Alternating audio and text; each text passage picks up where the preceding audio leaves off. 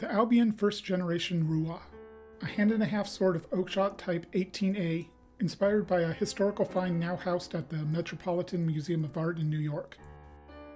How does this sword handle? What are its flaws, if there are any? How does Albion's first generation line stack up to their more recent next generation line?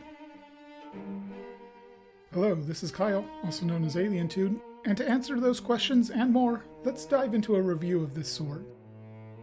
But first, if you haven't already, please consider hitting the like button, subscribing to my channel, and clicking the notification bell. It'll really help support the channel. Thanks! So this model was produced pretty late in the Albion First Generation series, which wasn't actually called that at the time. They were Albion Mark swords. It wasn't until they came up with the next generation line that they retroactively applied the name First Generation. These older swords had a variety of sources. Some of the earliest blades were made by Deltin and hilted by Albion. Others were from Angus Trim, and others still were made by Albion themselves.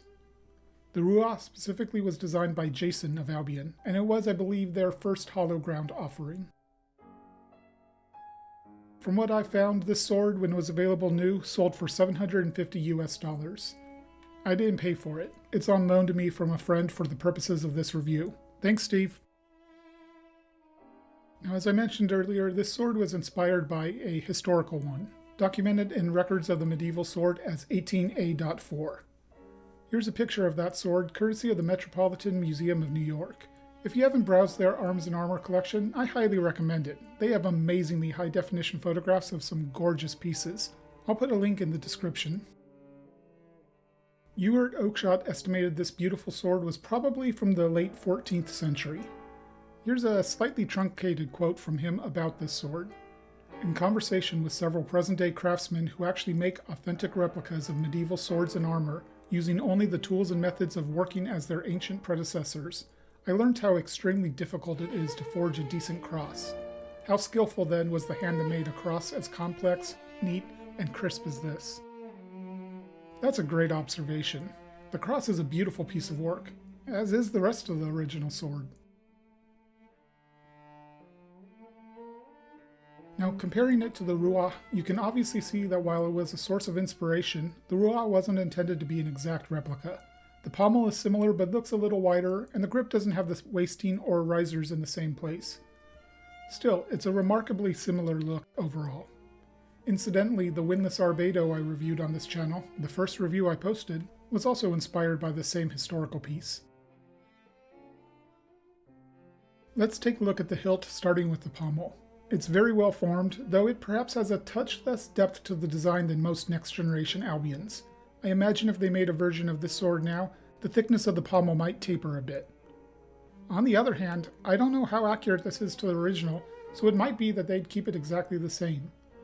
In any case, the edges are all nicely rounded off so that gripping the pommel doesn't cause any discomfort, which is good because if I want to use the sword two-handed, the grip is short enough that I need to hold onto the pommel. The pommel is peen to the tang, and the peen is even, clean, and overall very well done. My only complaint with the pommel, if I could even call it a complaint, is that the finish is a little rougher than the Albions I'm used to. The grind lines are a little more prominent, a little less even and smooth than current Albion offerings. This is such an incredibly minor nitpick that I hesitate to even mention it, but I noticed it, so there you go. The grip is an elliptical shape with a nice cord wrap texture on the leather. There's a riser in the middle and a less well-defined one near the pommel. It might actually just be the cord wrap under the leather bunched up there. The seam in the leather wanders around quite a bit on this one, although it's not noticeable in hand. It's very comfortable to hold, and there's some wear in a few spots. You can tell the sword has been handled some. The transition to the pommel is clean, with the exception of the small sloppiness of the riser, and there's no uncomfortable ledges. The shape of the grip makes indexing the blade easy.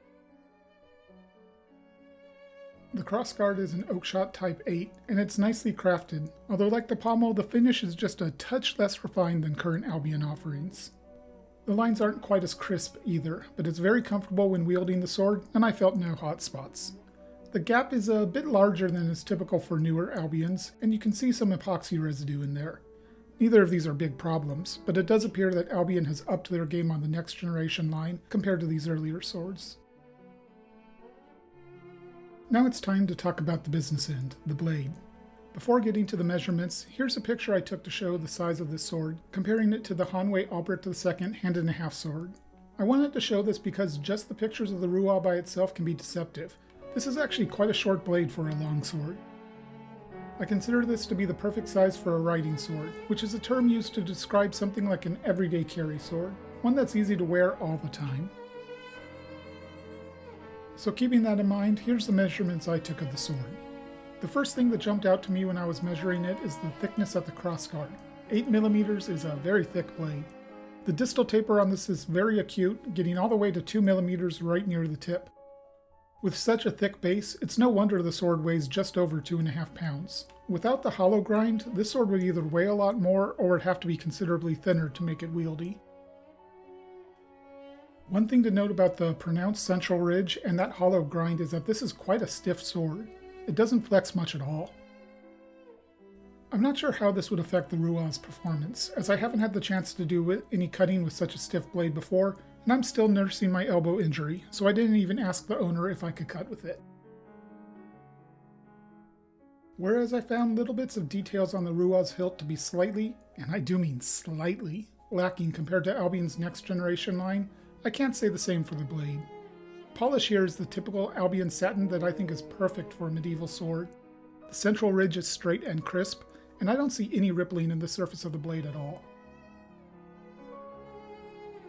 I recently purchased a hand microscope to take a closer look at a sword's edge, and here's an example picture of the Rouen. I can just make out a slightly different finish where the edge was sharpened. It's not what I would consider a secondary bevel. The edge looks to be very cleanly ground and well done, as expected. I tested it on a few pieces of paper, and it cut nice and evenly, except near the tip where it tore a little bit. Speaking of the tip, I think it's incredibly well shaped. The central ridge is perfectly centered and everything is symmetrical. This excellent shaping combined with the rigidity of the blade should make for an excellent thruster. Now let's talk about handling. The point of balance on the Rouen is about 4 3/4 inches, around 12 centimeters, leading to a lively feeling blade that still has some authority in the cut. It feels like a larger sword than it is, but that's probably because I'm used to swords of this weight being longer. Held in one hand, it rests naturally and wants to cut, and two-handed it comes alive. It's a lot of fun to hold, and really made me wish my elbow was healed so I could take some actual swings with it. So there's not really much reason to talk bottom line here, since this sword isn't available to purchase. If it was available, I can say my experience with this one would make me sorely tempted to buy it, and I hope Albion introduces another blade in this profile. A hollow ground hand-and-a-half riding sword. The upgraded fit and finish on the hilt from a next generation version would probably turn it from a very fun sword into something truly extraordinary.